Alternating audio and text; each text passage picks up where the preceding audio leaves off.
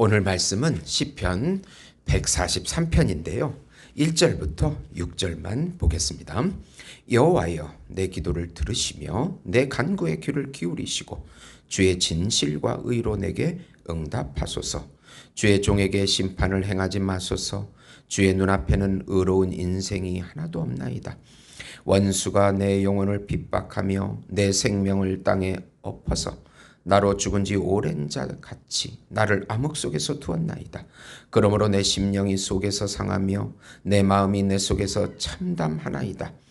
내가 옛날을 기억하고 주의 모든 행하신 것을 읊조리며 주의 손이 행하는 일을 생각하고 주를 향하여 손을 펴고 내 영혼이 마른 땅같이 주를 사모하나이다. 아멘. 네. 절박한 상황이 계속될 때라는 제목으로 은혜를 나누고자 합니다. 사랑하는 성도 여러분, 모든 사람들은 자신의 인생이 잘 펼쳐질 것이라고 기대하고 소망합니다. 망하기를 기대하고 사는 사람은 이 세상에 없습니다. 그러나 저도 인생을 살아보니까 우리가 기대하는 대로 잘 되기보다는 오히려 잘 안 되는 일들이 많았습니다. 내 인생에서 도저히 있을 수 없는 일이, 생각지도 않은 일이 일어난 것입니다. 참으로 받아들이기가 어려웠습니다. 그러나 현실은 현실입니다. 때로는 질병으로, 경제적인 파산으로 강제 퇴직당하기도 하고, 자식들이 안 풀리기도 하고, 불행한 노후가 다가오고, 지금은 더욱 4차 혁명 시대라 기존 직업이 불안한 상태이고 미래의 직업도 불안합니다. 그러니까 현 시대는 안정감이 없는 시대이고 정신적으로 불안한 시대라고 볼 수 있습니다. 그래서 사람들은 많이 우울한 상황을 겪고 있는 것입니다. 그런데 문제는 이런 어려운 상황들이 한 가지가 아니고 계속해서 두 가지, 세 가지 계속해서 긴 시간 동안 터져 일어난다면 우리는 결국 주저앉고 싶을 것입니다.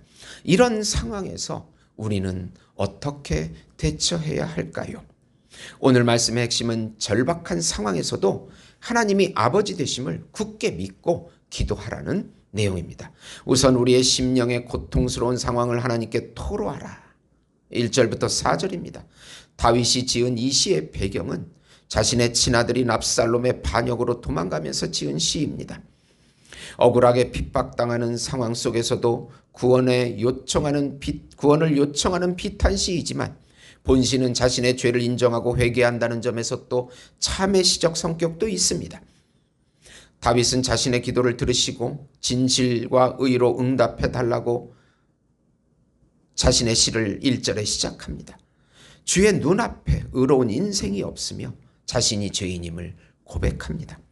부하인 우리아를 죽이고 그의 아내를 범한 대가로 도망자 신세로 전락한 가운데 자신의 죄됨을 고백합니다. 자신의 아들마저도 자신의 대적자가 되어서 영혼을 괴롭히니 심령이 상하고 참담하다고 3절과 4절에 말하고 있습니다. 우리가 참담한 고통 가운데 있을 때 항상 우리 죄가 있는지를 살펴보고 회개해야 합니다. 회개하고 간구할 때 하나님께서는 은혜를 베풀어 주십니다. 자신의 모든 상황을 진실하게 토로하고 기도할 때 회복의 은혜를 베풀어 주십니다. 이런 이야기를 제가 인용해 보겠습니다. 환난과 고통은 나의 죄 때문에 오기도 하고 그렇지 않아도 오기도 합니다. 그래서 불순종하고 제멋대로 살다가도 고통이 닥치면 잘못을 깨닫고 회개하는 사람도 많이 보게 됩니다. 시편 기자는 시편 119편 67절에 고난 당하기 전에는 내가 그릇 행하였더니 이제 주의 말씀을 지키나이다 라고 고백했고, 계속해서 71절에 보면 고난당하는 것이 내 유익이라 이로 인하여 내가 주의 율례를 배우게 되었나이다 라고 고백합니다. 그러므로 어떤 의미에서는 우리가 당하는 질병이나 고통은 하나님이 우리가 미워서 주시는 벌값이라기보다는 그것을 통하여 더 하나님의 뜻에 맞는 생활을 하라는 하나님의 사랑의 채찍으로 알아야 할 것입니다. 구약의 다윗도 젊어서 고난과 역경 속에 있을 때에는 오히려 죄를 짓지 않았습니다. 그러나 평안할 때 늦도록 단잠을 잔 후에 이스라엘이 전쟁 가운데 있음에도 불구하고 옥상을 거니다가 목욕하는 여인을 보고서 범죄하게 된 것입니다. 그런 일이 있은 후 그 여인에게서 아들을 낳았는데 그만 그 아들이 병들어 죽어가게 되었습니다. 그때 다윗은 자기의 죄를 뉘우치면서 일주일 동안 베옷을 입고 금식하며 회개의 기도를 올려드립니다. 그러나 결국 그 아이는 죽고 말았습니다. 그러자 다윗은 아들이 죽었음을 알고는 태연하게 슬픈 기색을 내지 아니하고 식사도 하고 나라를 보살피게 됩니다. 그때 궁궐에 많은 신하들은 하나같이 놀랐습니다. 아주 이상할 정도로 생각했던 것입니다. 그러나 다윗은 내가 이 벌을 받아 마땅한 죄인이라는 생각을 했기 때문에 하나님을 원망하거나 누구를 탓하지 않았던 것입니다. 사랑하는 성도 여러분, 히브리서 12장 6절 말씀을 보면 주께서 그 사랑하시는 자를 징계하시고 그의 받으시는 아들마다 채찍질하심이라고 합니다. 계속해서 12장 8절에서도 보면 징계는 다 받는 것이거늘 너희에게 없으면 사생자요 참아들이 아니니라고 했고, 또 12장 11절에는 무릇 징계가 보이기 당시에는 즐거워 보이지 않고 슬퍼 보이나 후에 그로 말미암아 연단한 자에게는 의와 평강한 열매를 맺느니라고 했습니다. 그러므로 환난과 고통과 실패를 통해서 하나님께 순종하며 하나님의 뜻대로 사는 방법을 가르쳐 주시기 위한 것이므로 우리에게는 유익이요 바로 깨닫는 자에게는 무한한 은혜요 축복이 됨을 믿으시기 바랍니다. 두 번째로 과거의 은혜를 기억하면서 끝까지 하나님을 신뢰하라. 시인은 과거에 행하신 은혜를 기억하면서 손을 들고 기도합니다. 자신의 마른 땅과 같은 절박한 상황 속에서 은혜의 단비를 사모합니다. 압살롬의 추격으로 정신적으로, 육체적으로, 영적으로 고갈 상태에 이르렀다고 고백합니다. 주님의 은혜의 얼굴이 비춰지지 않으면 이제 거의 죽을 것 같은 상태가 된 것입니다. 아침의 어둠을 뚫고 태양 광선이 비춰오듯이 그렇게 주의 인자한 말씀을 듣게 해달라고 간구합니다. 주님을 신뢰하며 자신의 길을 알려달라고 간구합니다.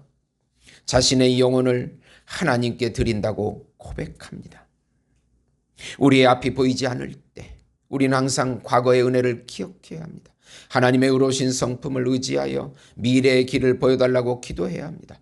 동서남북 어디에도 갈 길이 없을 때 하늘에서 길이 열림을 굳게 믿고 하늘을 보며 주님을 의지하는 것이 바로 성화의 길인 것입니다.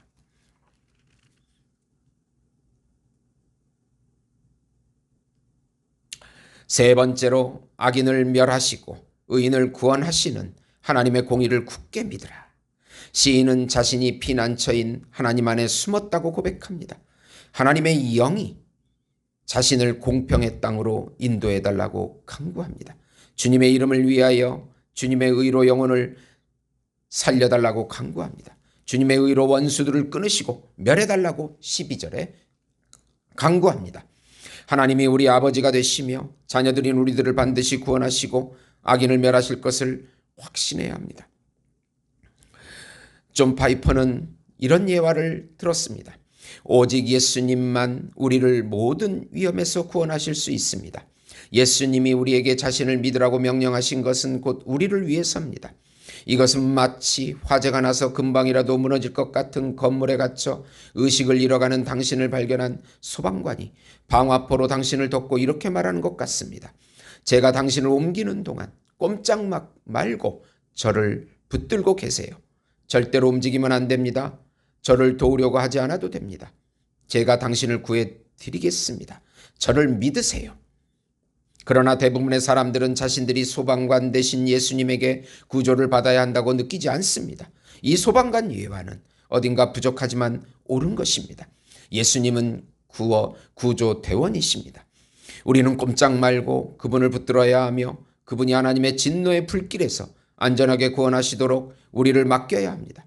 예수님이 오신 것은 우리를 심판에서 구원하실 뿐 아니라 우리에게 영생을 누리게 하기 위함입니다. 즉 하나님이 그분 안에서 우리에게 주시는 모든 것을 경험한다는 뜻입니다. 우리는 하나님의 진노에서 구조되어야 하며 하나님과 영혼을 만족시키는 관계를 형성해야 합니다. 그 일을 위해 예수님이 오셨고 우리가 해야 할 일은 오직 하나뿐입니다. 곧 예수님을 믿는 일입니다. 따라서 그분은 세상을 향해 명령하십니다. 나를 믿으라고 말입니다.